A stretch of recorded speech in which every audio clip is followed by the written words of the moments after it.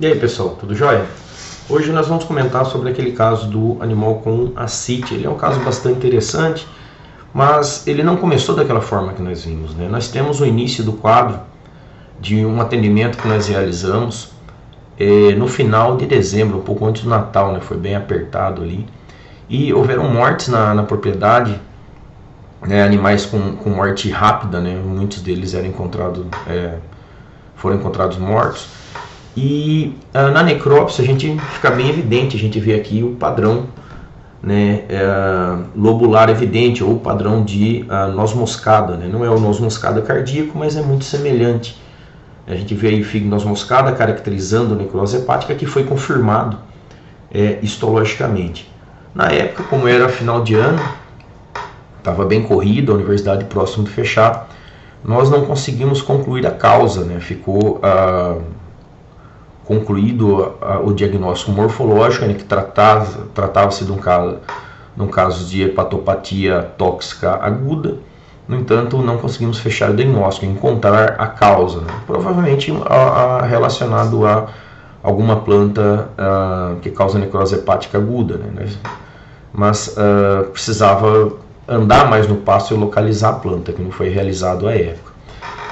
Com a volta às atividades, vários animais daquela propriedade eles continuaram a morrer depois desse primeiro atendimento. E no final de janeiro, né, nós voltamos às atividades e ainda estavam havendo mortes lá, só que um quadro diferente, né, os animais emagrecendo e aparecendo com o abdômen abaulado, que foi o que a gente viu lá, né, naquele quadro, que é o vídeo, né, que eu postei para vocês. A gente vê esse quadro bem evidente aí de ascite, né, muita ascite, né, um vídeo até chocante, assim, a quantidade de líquido, né, ficou bem bonito esse vídeo.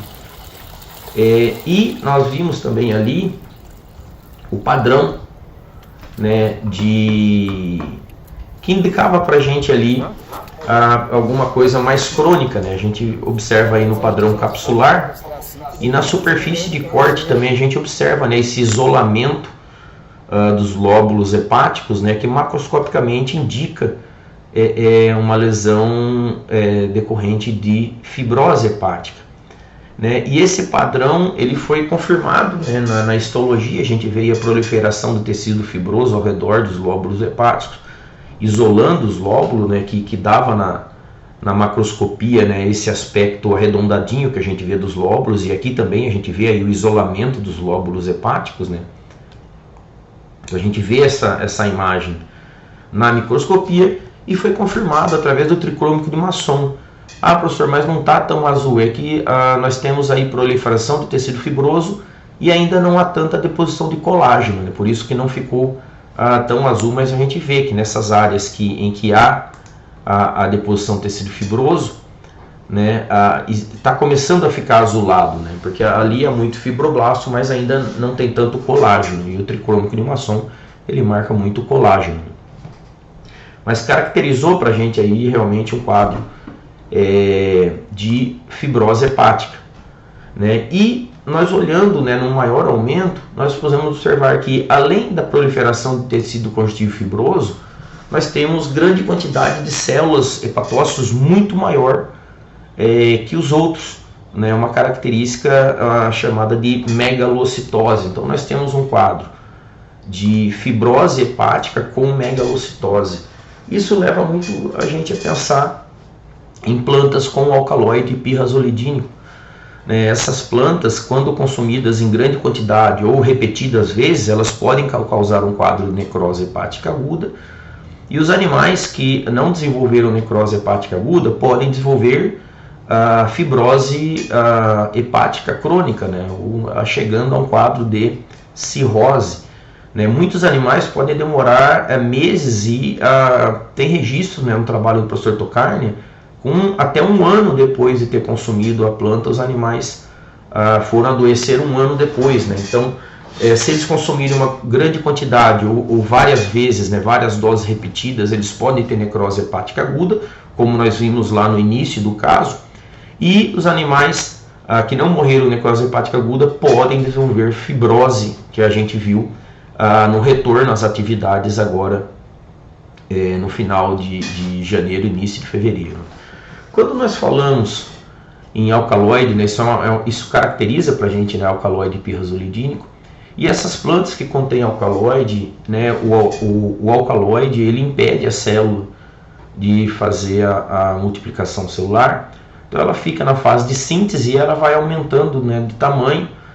E aí a gente observa a megalocitose, né, que aqui é muito característico, né? Então a megalocitose ocorre porque os alcaloides pirraluzidínicos eles impedem, né, o hepatócito de entrar na fase de divisão. Então ele vai ficando na fase de síntese, aumentando o tamanho do seu citoplasma, aumentando o tamanho nuclear, e muitas vezes essa célula fica tão grande que é incompatível com a vida. Então essas células vão aos poucos morrendo, né, e acabam ativando a proliferação de fibroblastos, né, causando a fibrose. Então, quando é dose muito grande, as células morrem rapidamente, causando necrose hepática aguda. E quando a dose é menor, né, algum tempo depois, as células vão aumentando de tamanho, até que isso se torna inviável para a vida celular, ela morre e a morte dessas células ativa, né, os fibroblastos ali que começam a se proliferar e produzir colágeno, gerando, né, a imagem clássica aí das intoxicações por alcaloides pirrazolidínicos, que é a fibrose hepática com megalocitose.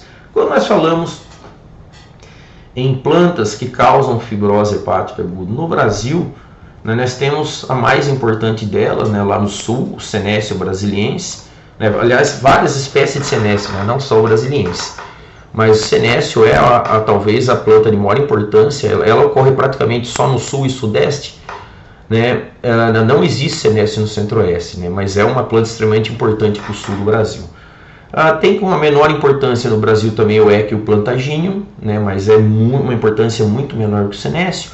E recentemente vários casos têm sido diagnosticados, principalmente no nordeste e centro-oeste, com a Crotalaria retusa no nordeste e Crotalaria spectabilis no centro-oeste. Tem também casos de Crotalaria no sudeste e no Paraná.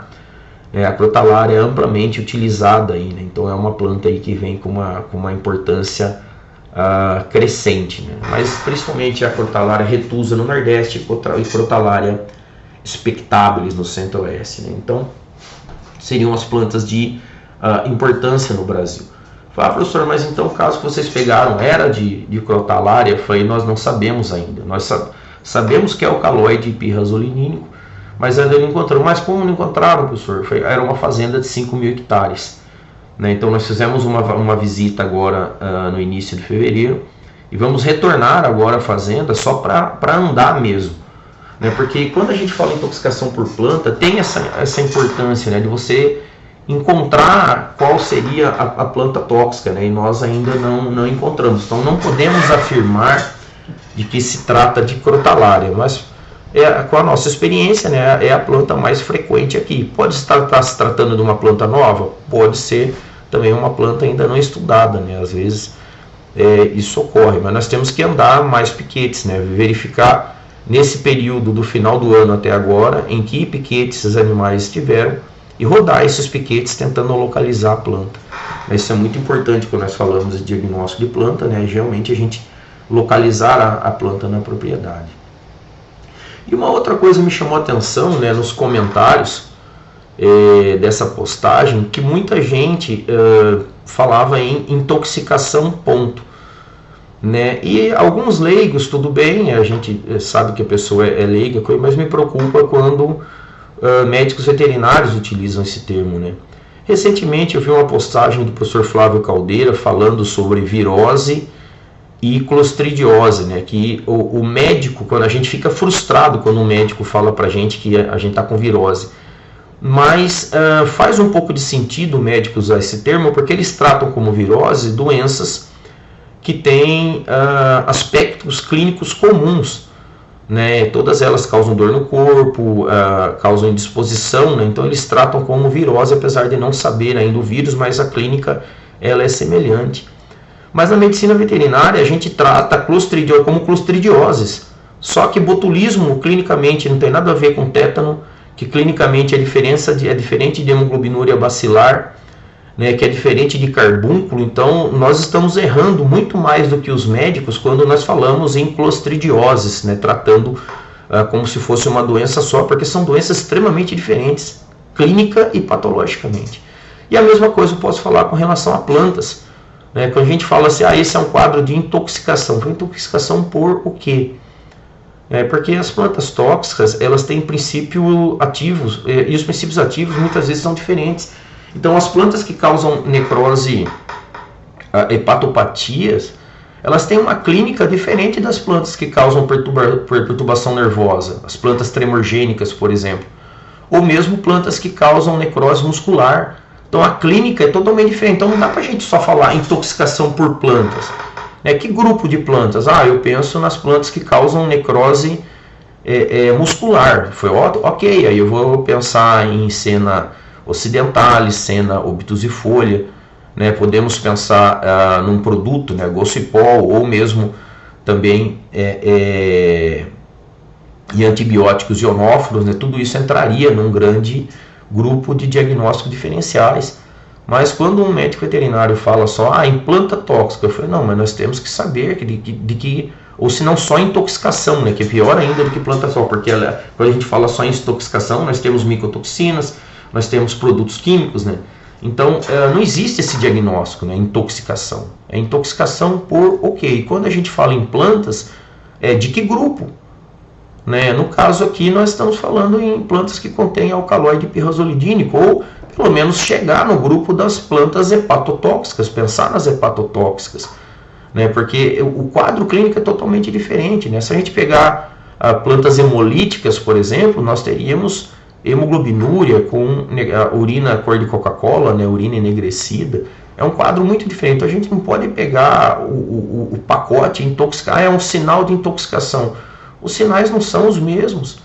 Vai variar muito do princípio ativo, e cada princípio ativo ele afeta um órgão diferente, consequentemente o sinal clínico é diferente, né? Então é muito importante nós tentarmos definir pelo menos qual é o órgão-alvo, né? Porque quando a gente verifica qual é o órgão-alvo, a gente consegue detectar o órgão-alvo, aí nós vamos fechar o leque, né?